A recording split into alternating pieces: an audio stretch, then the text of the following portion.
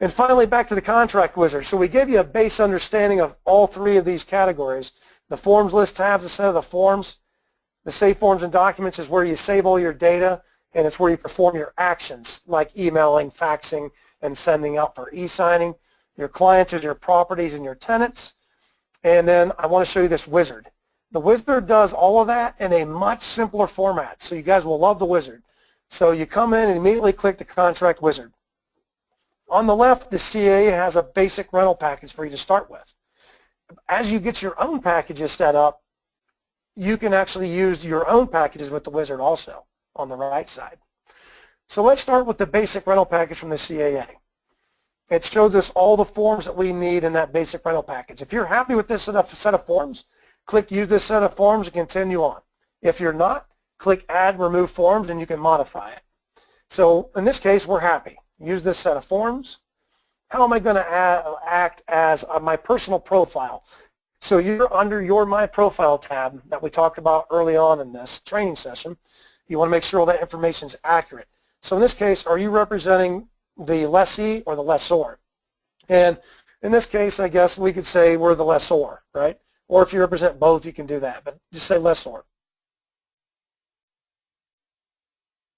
Right? Or create a new client. See, if I click create a new client, it'll let me build a new property profile and tenant right here, right, during the wizard.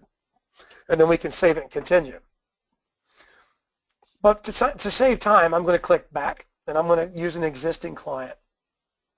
And since we've been using Jim and Jill Smith at 12345 CAA Drive, we'll continue to use that client.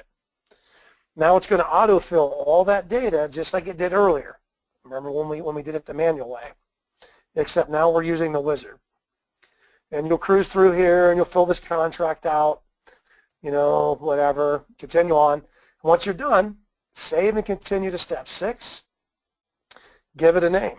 So I'll say new 12345 CAA Street rental package.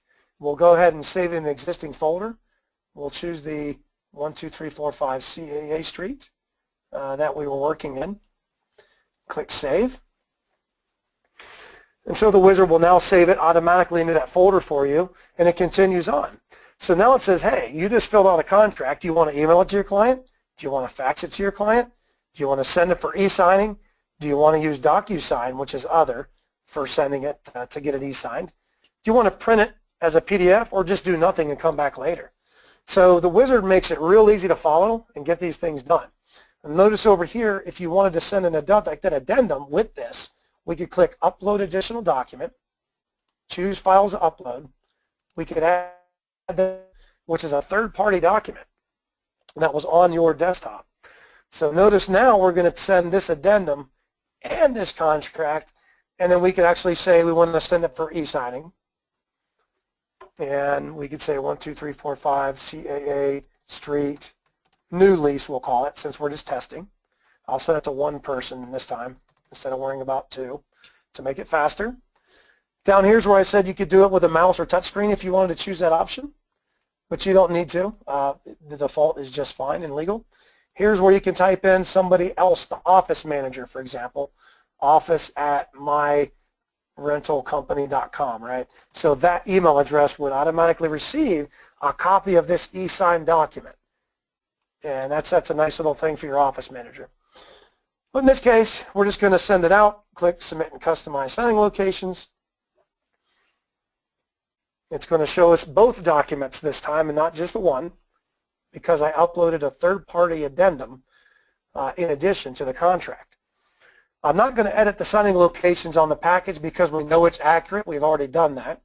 But I am going to click Edit Sending Locations on the addendum because this is a third-party document that I brought in. I can click Full Signature, which is a pretty large stamp that has an address, it has the email address, the date, and the IP information all in one stamp. So when that fits, it's a good option. When it doesn't fit, use the smaller signature stamp with the date over here, right next to it. You can drag the date. See how that is? So in this case, I'll remove these. We're just going to have the one stamp. We're going to click on Save, Exit, and then we're going to say Invite Signers, and we're done, right? Now I'll go ahead and direct sign this now. so we don't wait on the emails again to make this faster. We've already seen how that works. And so notice there's the third-party document that you uploaded from your computer, and then it says, hey, finish signing the other documents.